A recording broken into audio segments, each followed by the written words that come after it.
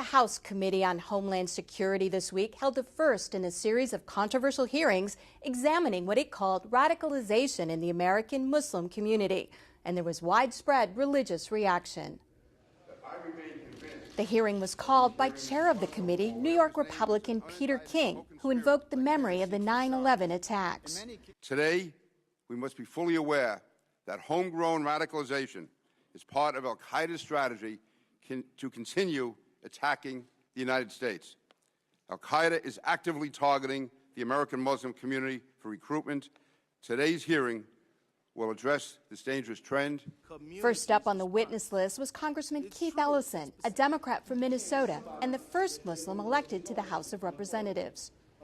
It's true that specific individuals, including some who are Muslims, are violent extremists. However, these are individuals, not entire communities. When you assign their violent actions to the entire community, you assign collective blame to a whole group. This is the very heart of stereotyping and scapegoating. Ellison became emotional as he described a young Muslim paramedic who was killed on 9/11. Mohammed Salman Hamdani was a fellow American who gave his life for other Americans. His life should not be identified as just a member of an ethnic group or just a member of a religion, but as an American who gave everything for his fellow Americans.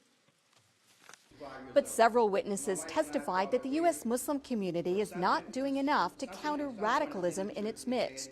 Family members described how two young American Muslims were recruited by extremists and persuaded to commit terrorist acts. The president of the American Islamic Forum for Democracy, Zuhdi Jasser, said his faith is being hijacked by what he called a theopolitical movement that is promoting radicalization. We have a problem internally. Where is that? It's a minority, but there's an ideology that exists in some mosques. Not all, not a majority, but in some mosques, and it's a significant number. Throughout the week, religious groups mobilized around the hearing. In New York, interfaith supporters joined thousands of Muslims who rallied to show their support for America and their opposition to violence in the name of religion. A smaller counter-rally alleged that Muslims are linked to terrorism. And some in the faith community said Congress should be looking into this. Name another religion where there's an international coordinated effort today, where there could be an imam in Yemen talking to a member of our military in Texas to carry out an attack on troops or young people recruited. It's not happening. U.S. Islamic advocacy groups repeatedly accuse Congress of unfairly singling out their community. On Capitol Hill, a coalition of prominent leaders from several faith traditions gathered to show their solidarity with American Muslims. I feel Congressman Ellison's pain. I share the pain. I share his concern that these hearings will only exacerbate anti-Muslim bigotry and Islamophobia in our country. The group acknowledged that Congress has a responsibility to examine violent extremism, but objected to how this hearing was framed. I can imagine hearings that would come under the heading of the role of religion in promoting violent extremism, that would be able to address the real problem, not a group of people, the vast, vast majority of whom have nothing to do with the problem, but rather are part of the solution. Muslims in the group were grateful for the support. I do believe that by isolating and singling out the community, we're really feeding into the stereotyping and discrimination against the community. But this is America that I know, that's standing with me here. This America that I love. The leaders announced a new interfaith initiative called Shoulder to Shoulder, which they said would promote tolerance and fight anti-Muslim bigotry. Congressman King said he thought the hearing generated a productive and worthwhile conversation. He plans to move ahead with other hearings on the topic in the future. Joining me now is Gustav Niebuhr, Associate Professor of Religion and the Media at Syracuse University and author of the book Beyond Tolerance, Searching for Interfaith Understanding in America. Gustav, welcome. There certainly was an extraordinary conversation around religion this week. What do you think it says about this particular moment in the American religious landscape? Well, it's really an extraordinary moment and somewhat ironic, too, given that the dominant images of Muslims are people fighting for freedom and human rights in North Africa at this point. But in terms of the United States, it says that there's a lingering suspicion of Muslims as a community.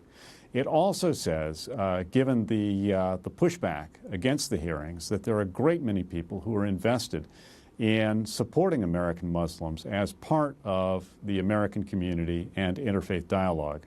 We did see a big mobilization in the religious community, prominent leaders standing behind Muslims, but at the congregation level, at the pew level, there are these questions lingering about links between violence and Islam. How big of a challenge is that for interfaith relations?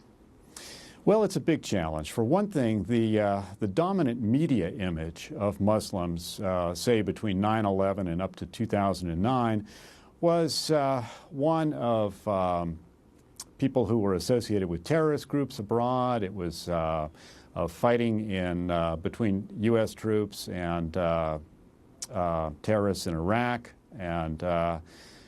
But I think things have begun to change over the last 2 years. For one thing, you had a tremendous and ultimately unsuccessful uprising in Iran against the disputed elections there. And then, as I say, very recently, you've had a popular revolution sweeping across North Africa, giving us a completely different image of Muslims. And I hope that that does filter down to the pew level, that people do see that there are Muslims abroad, and certainly Muslims in the United States, with whom they can agree with. And we did see diversity within the American Muslim community this week. A lot of people think of it as a monolithic body, but it's really not. It's anything but. It's anything but. There are, 50, 60 different ethnic groups. There are people who are wealthy. There are people who are white collar. There are all sorts of professionals. There are blue collar people. There are people who have been here since the 1960s, people who've recently arrived, and geographically the community is very widespread. How do you think the hearings, the images of this hearing is playing overseas among some of those people you were talking about? In some ways I'm concerned about that, because at the very time that you've got people fighting for freedom and human rights in North Africa, you have internationally televised hearings questioning the patriotism of at least some American Muslims. On the other hand, what's hopeful is that people from the administration, the national administration, all the way down to the pew level, have stood with Muslims and stood with Muslims as Americans in this country. And I hope that the latter is received more strongly than the former, at least for American interests abroad. All right. Gustav Niebuhr, Associate Professor of Religion and the Media at Syracuse University. Thanks a lot for being with us today.